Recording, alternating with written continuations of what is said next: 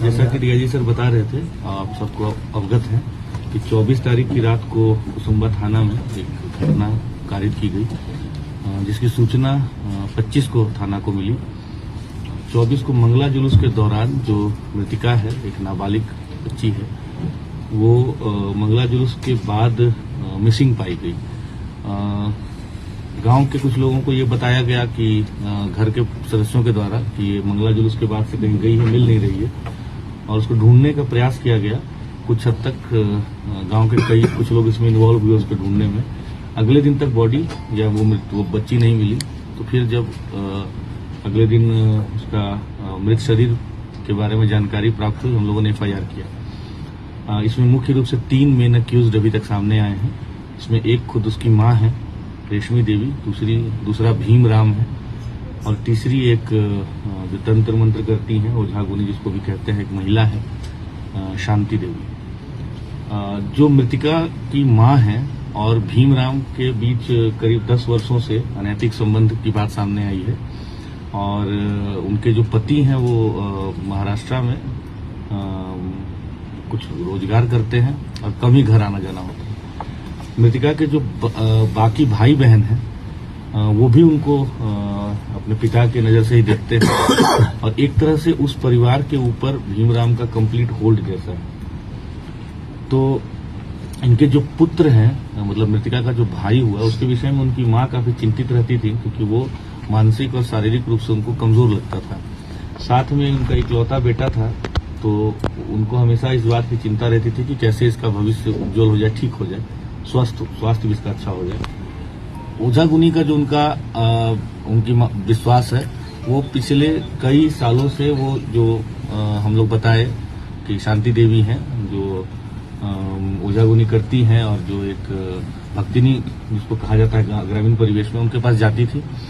ज्यादातर समय अपने पुत्र के शारीरिक स्वास्थ्य को लेकर या कभी कभी नौकरी के लिए जाती थी, कभी कभी घर में तंत्र मंत्र से तो अपने घर को बंधवाने के लिए जाती थी, जो सब पूर्व में किया भी गया इसी भक्तिनी के द्वारा। कभी अगर जमीन का भी विवाद हो, किसी भी तरह के व्यक्तिगत जो उनकी समस्याएं होती थी, उसके लिए वो जाने लगी थी। तो इन चीजों में एक तरह से जो भक्तिनी है, वो उनसे उसके बदले में पैसे और बाकी चीजें लेती थी। उनके घर में, जैसा मैंने बताया, कि हर चीज के लिए वो डिपेंड करती थी भीमराम के ऊपर।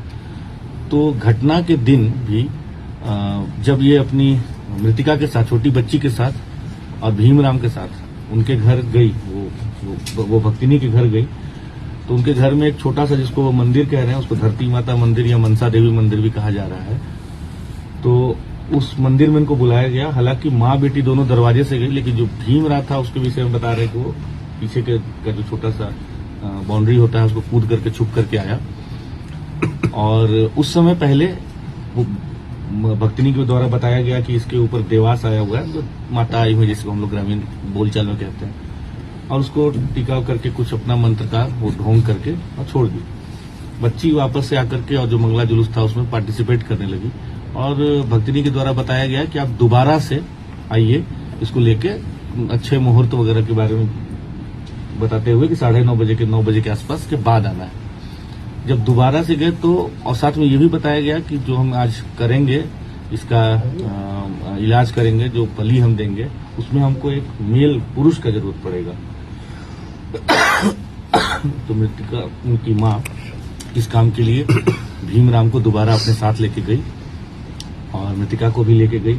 उसको, बच्ची को पहले बताया गया कि उसको वहां बिठा करके वो मंदिर में, जो छोटा सा है, मंदिर तो कहा जा रहा है जो भी, तो वहां पे बिठा करके उसको पूजा वूजा किया गया, टीका उका कुछ किया गया। उसको मुकुंदाना और इलायची वगैरह का प्रसाद खिलाया गया, और बोला गया कि तुम्हारे ऊपर कुछ दोष है, आज हम लोग जो उपचार कर रहे हैं, इससे तुम दोष मुक्त हो जाओगी। फिर इनकी मान्यता थी कि जो वहाँ बसवाड़ी है, जो हमारा, जहां से हमें शव बरामद हुआ बाद में, कि उसी बसवाड़ी में वहां के भूतों को बांध के रखते हैं। ये कह करके इसको वहां ले गए, और फिर वहां इसको लेटने के लिए कहा गया, और उसके बाद उसका भीमराम के द्वारा इसका गला दबा करके इसकी हत्या की गई। साथ ही उसको कॉलिंग स्टिक कहते हैं, उसकी मदद से, आप सब जानते हैं कि इंसर्शन किया गया ब्रूटली, और उसका सर फोड़ करके उसका खून लिया गया। ये सारी जो कृत्य हुआ है, इसमें हम लोगों के पास काफी पुख्ता एविडेंस और जो सूचना भी प्राप्त हो रही थी और एविडेंस भी हम लोगों को मिला, सबको हम लोगों ने अरेस्ट भी किया और हम लोग इस केस को बहुत गंभीरता से ले रहे हैं। हम लोग पूरी तरह से प्रयास करेंगे कि इसको हम लोग स्पीडी ट्रायल में लेकर के जल्द से जल्द मृतिका को हम लोग न्याय दिलाएं और कठोर से कठोर हम लोग उसको दंड दिलवाने का पूरा प्रयास करेंगे। इस कांड के उद्भेदन के लिए 26 तारीख को ही रेस्पेक्टेड डीजीपी मैम के द्वारा और मेरे द्वारा एसआईटी का गठन किया गया था। उस एसआईटी में शुभम थे, प्रोफेशनल आईपीएस हैं, साथ में एसडीपीओ विष्णुगढ़ थे, इंस्पेक्टर विष्णुगढ़ थे, 2 प्रोफेशनल डीएसपीज थे, कई और अन्य पदाधिकारी भी थे। साथ में कई और अन्य पदाधिकारियों ने इसमें काफ़ी सक्रिय भूमिका निभाई। इसमें सदर एसडीपीओ अमित आनंद है, साथ में वरीय पदाधिकारियों का भी लगातार हम लोग को निर्देश मिला।